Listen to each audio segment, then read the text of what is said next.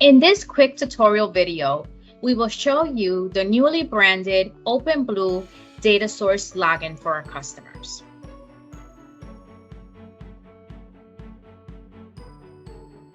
As you can see, DataSource has been rebranded with a fresh new look and our OpenBlue branding. Let's first discuss what is not changing. What is not changing is existing credentials for customers to log into DataSource. Also, what is not changing is the customer support 800 number and the team that supports them. If there's any questions in enrolling or any questions with functionality, you can call the 800 number.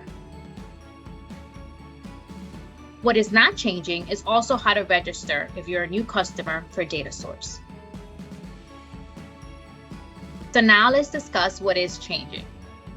Besides the fresh new look of the DataSource, we have moved DataSource to a new server.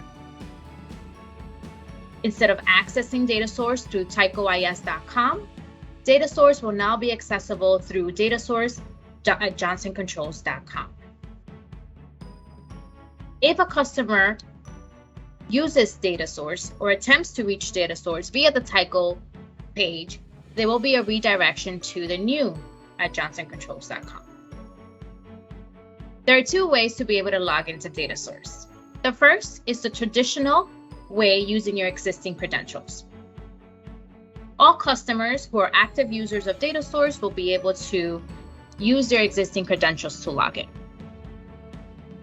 A new feature that has been added is a single sign-on feature.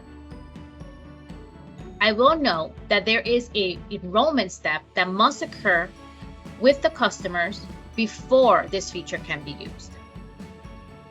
Once this feature is enabled, a customer will use their corporate credentials to sign in to DataSource.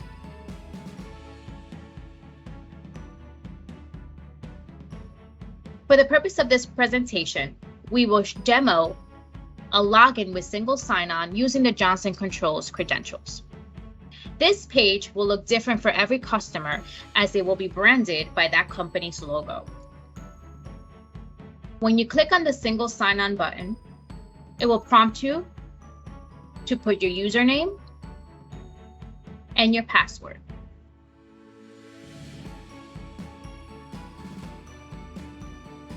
It will verify your identity, and once your identity is verified, you will be logged in to DataSource. Again, prior to single sign-on being able to be used, an intake form must be filled out by the account owner to be able to access visibility and be able to enable single sign-on.